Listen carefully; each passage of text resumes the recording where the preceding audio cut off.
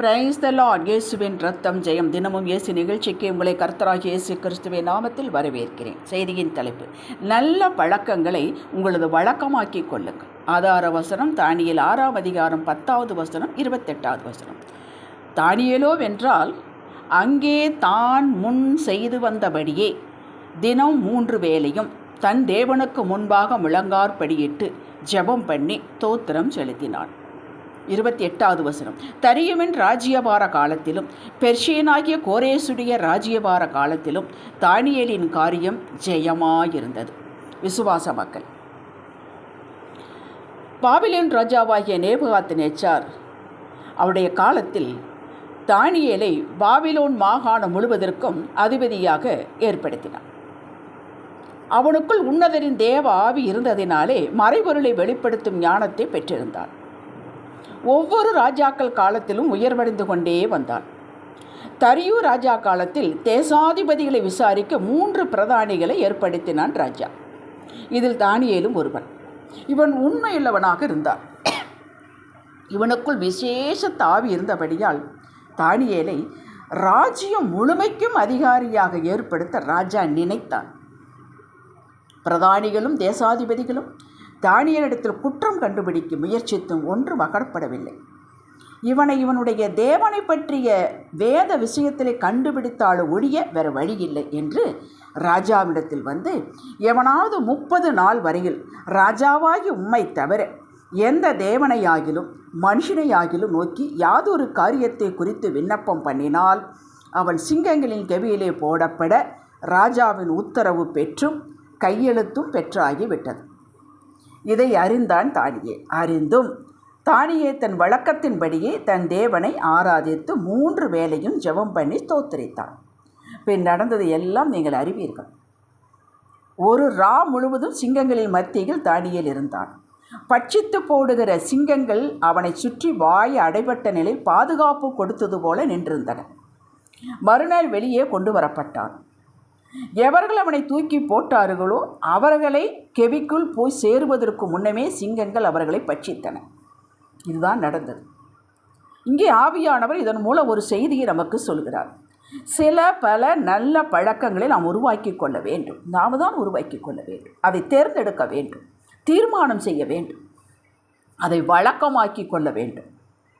அவைகள் உலக பிரகாரமான காரியங்களை சார்ந்ததாக இருந்தாலும் சரி, ஆவிக்குரியவைகளாக இருந்தாலும் சரி, கண் பார்க்க நஷ்டமே வருகிறதாக இருந்தாலும் சரி, அதை விட்டுவிடக்கூடாது. தானியேலும் அவருடைய நண்பர்களும் எருசலேமிலிருந்து நேபுகாத்நேச்சாரால் சிறைப்பிடித்து பாபிலோனுக்கு கொண்டு வரப்பட்டவர்கள்.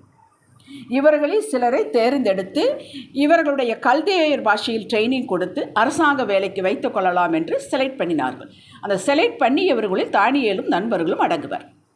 இவர்களுக்கு ராஜ போஜனம் வழங்கப்பட்டது. தானியேலும் நண்பர்களோ அதை தவிர்த்து விட்டார்கள். இந்த போஜனத்தால் தீட்டுப்படுத்தலாகாது என்று இருதயத்தில் தீர்மானம் பண்ணி அங்கிருக்கும் சேவர்களிடம் வேண்டி விலகி கொண்டார்கள். இதுதான் வைராக்கியம். மற்றவர்களை காட்டிலும் இவர்கள் எழுத்திலும் ஞானத்திலும் 10 மடங்கு தேறினவர்களாக காணப்பட்டார்கள். தேவனுடைய அனுகிரகம், தேவனுடைய கிருபை எல்லாருடைய கண்களுக்கு முன்பாக உயர்த்தி காட்டினார். நாம் தேவனுக்காக ஒரு ஸ்டெப்பு தைரியமாக எடுத்து முன்வைத்தால் அவர் நம்மை நோக்கி வேகமாக வந்து நம்மை கனப்படுத்துவார். இதை கண்டு கொண்டான் தானியேல். ஆகையால் தனது வழக்கத்தை தேவனை தொழுது கொள்வதில் மாற்றிக்கொள்ளவே இல்லை. உயிரே போனாலும் சரி என் தேவனைத்தான் தொழுவேன் என்ற நிச்சயத்தில் இருந்தார். தேவன் இவனுக்காக நின்றார். அந்த காணக்கூடா தெய்வம் யாவரும் காணும் வகையில் தானியேலை உயர்த்தி எதிரியினால் மகிமைப்பட்டார். 4 சுவிசேஷங்களிலும் இயேசு வழக்கத்தின்படியே ஜெப ஆலயத்திற்கு போனார். வழக்கத்தின்படியே தனித்து ஜெபம் பண்ண மலையின் மேல் ஏறி போனார் என்று வாசிக்கலாம். அந்த வழக்கத்தை அவர் கடைசி வரலும் மாற்றிக்கொள்ளவே இல்லை. வழக்கத்தின்படியே ஜெபிக்க போன இடமாகிய கெத்செமனே தோட்டத்தை யூதாஸ் காரியோத்து அறிந்திருந்தபடியால் அவரை காட்டி கொடுத்தார். அரெஸ்ட் பண்ணினார்கள். ஞாயிறு ஆராதனையில் பங்கு பெறுவது, உங்களது ஜெப நேரம், வேத வாசிப்பு நேரம், இவைகளை வழக்கமாக்கி கொள்ள வேண்டும். எப்போவோ நேரம் கிடைத்த பொண்ணு வாசிக்கிறது, எப்போவோ அந்த போடுற ஓட்டத்தில் அப்படி இருக்கக்கூடாது. ஒரு ஒழுங்கு இருக்க வேண்டும். எல்லாவற்றும் ஒழுங்கு நீங்கள் ஏற்படுத்தி கொள்ளுங்கள். எதற்காக விட்டு கொடுக்காதீர்கள். எந்த சூழ்நிலையிலும் உங்களது விசுவாச நிலையிலிருந்து விலகி போகாதீர்கள். லஞ்சம் வாங்குவது இல்லை, அடுத்தவர்களை பற்றி குற்றப்படுத்தி பேசுவதில்லை, காசிப்பிங் பண்ணும் இடத்தில் நிற்பதில்லை என்று முடிவு எடுத்து வழக்கமாக்கிக் கொள்ளுங்கள். இதுதான் முக்கியம். உங்களை பற்றி மற்றவர்கள் சொல்ல வேண்டும், ஓ, இவர் சண்டே ஃபங்க்ஷன் வைத்தால் வரமாட்டார், இந்த டைமில் அவர் ஜெபித்து கொண்டிருப்பார் என்று இப்படி சொல்ல வேண்டும். இந்த நேரத்தில் போனார், அவர் எக்ஸசைஸ் பண்ணி கொண்டிருப்பார் என்று சொல்ல வேண்டும். நல்ல பழக்கங்களை, காரியங்களை தீர்மானம் செய்வது நல்லது. அதை நடைமுறைக்கு கொண்டு வருவது அதைவிட மேலானது. அதை வழக்கமாக்கி கொள்ள வேண்டும். உங்களுடைய ஜெப நேரத்தை வழக்கமாக்கி கொண்டீர்களாயின் உங்களுக்கு முன்பாக கர்த்தரின் பிரசன்னம் அந்த இடத்தை மூடியிருக்கும். இதை நீங்கள் நிச்சயம் உணர்வீர்கள். ஆதியாகமம் 3:8 பகலில் குளிர்ச்சியான வேளையில் தேவனாகிய கர்த்தர் ஆதாம் ஏவலோடு பேசுவது வழக்கம்.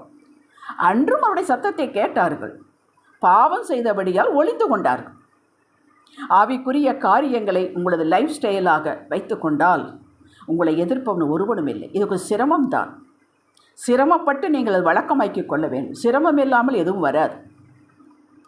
இப்படிப்பட்டவர்களை உயர்த்துவதே அவரது வழக்கம் என்பதை கர்த்தர் உங்கள் வாழ்வில் எல்லா நிலையிலும் எப்போதும் காட்டுவார். நீங்கள் வர வர விருத்தி அடைந்து சாட்சிகளாய் நிற்பீர்கள். நல்ல பழக்கங்களை, அதுவும் தேவனை தேடுவதில் நீங்கள் கொண்டிருக்கும் பழக்கத்தை விட்டுவிடவே விடாதீர்கள். ஜெபிக்கலாம். அப்பா, உங்களை தேடுவதில், உமக்கு கீழ்ப்படிவதில், உங்களுக்கு பிரியமானவளை செய்வதில் தெரிந்தெடுத்து அதை எக்காலமும் செய்ய நிலைத்திருக்க வழக்கமாக்கி கொள்ள நிரம்ப விருப்பம் சுவாமி. உமது உதவி எங்களுக்கு தேவை. இயேசுவே நாமத்தில் பிதாவே, ஆமேன். அல்லேலூயா.